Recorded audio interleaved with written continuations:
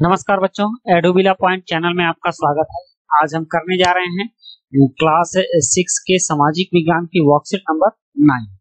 तो बच्चों चलिए शुरू करते हैं आज की वर्कशीट। और आज की वर्कशीट में हम लोग का उप विषय होगा लोग कहाँ रहते थे, कैसे रहते थे, इस चीज को हम आज जानने वाले हैं। भोजन करते वक्त आपने कभी सोचा कि आपके द्वारा खाए जाने वाला चावल और गेहूं कब और कहाँ उगाया गया?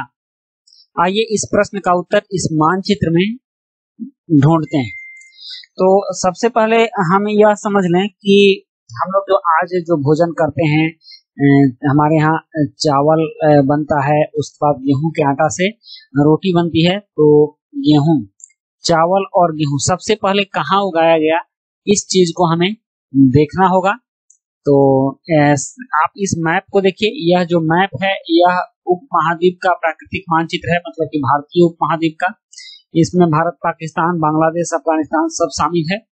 और यहाँ कुछ पहाड़ियों के सुलेमान पहाड़ी, कुथर पहाड़ी और गारो की पहाड़ियां और उसके बाद विंध्य पहाड़ियां, ये कुछ मुख्य पहाड़ियां हैं, इस पर हमें ध्यान देना है।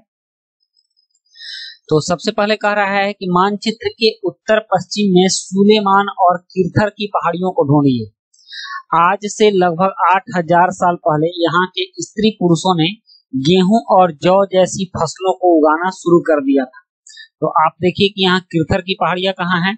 तो ये है सुलेमान की पहाड़ी और यहाँ है किरथर की पहाड़ी। यहाँ पर गेहूं और जौ का उत्पादन सबसे पहले हुआ था।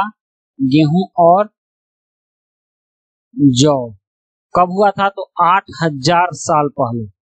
8000 साल पहले, मतलब कि सबसे पहले गेहूं और जौ की फसल यहीं पर हुई थी और वो समय था 8000 साल पहले। उसके बाद है कि उत्तर पूर्व में गारो, यहाँ देखिए उत्तर पूर्व में गारो तथा मध्य भारत में विंध्य पहाड़ियों को देखिए। ये कुछ अन्य ऐसे क्षेत्र थे जहां कृषि का विकास हुआ, जहां सबसे पहले चावल उगाया गया। ये स्थान विंध्य के उत्तर में स्थित है। अब हम लोग गारो और विंध्य पर्वत देखते हैं।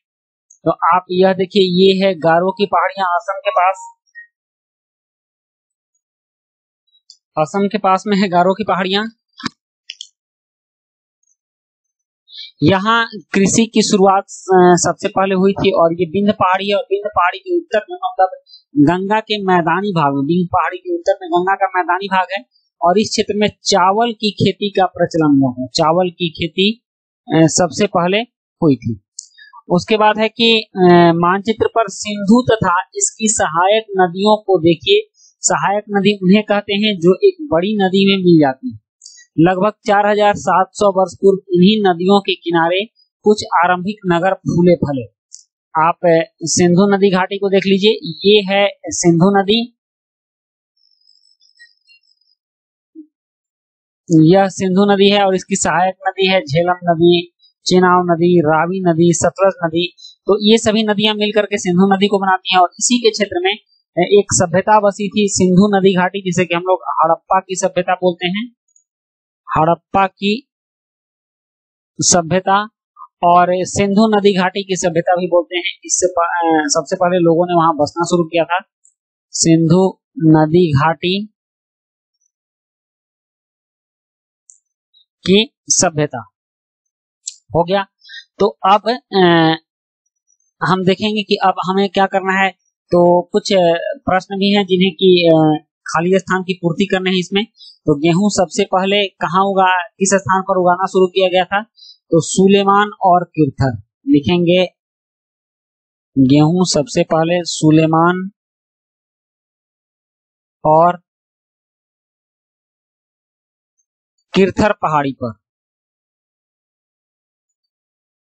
पहाड़ियों वाले क्षेत्र में। चाहे सुलेमान और किरथर स्थान पर उगाना शुरू किया गया था। पहाड़ियों वाले क्षेत्र को अगर आप हटा भी देंगे तो इसका आंसर सटीक होगा, क्योंकि खाली स्थान है तो बहुत ज्यादा लंबा इसमें आंसर नहीं लिखना है। उसके बाद दूसरा प्रश्न है कि चावल सबसे पहले, तो विंध्य के उत्तर में, आप यहां लिखेंगे विंध्य के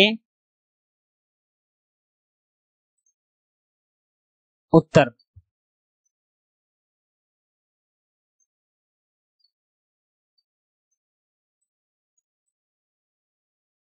उसके बाद है कि सिंधु नदी की सहायक नदियों के नाम लिखिए। तो सिंधु की सहायक है रावी, सतलज, चिनाव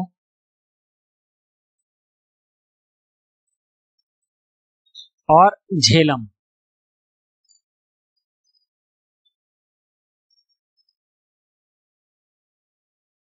झेलम, ये सभी सिंधु की सहायक नदियां हैं।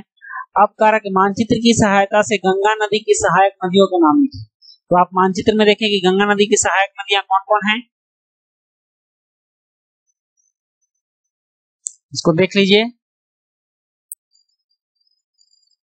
गंगा नदी की सहायक है यमुना नदी, चंबल नदी, सोन नदी, और नाम नहीं दिया गया है, ये घाघरा नदी है।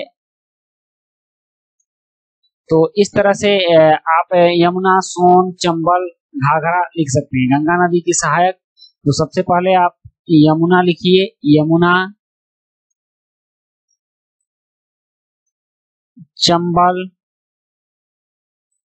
सोन और घाघरा नदी,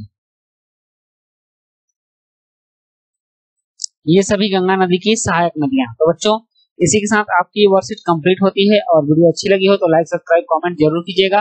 मिलते हैं नेक्स्ट वीडियो में। Thank you.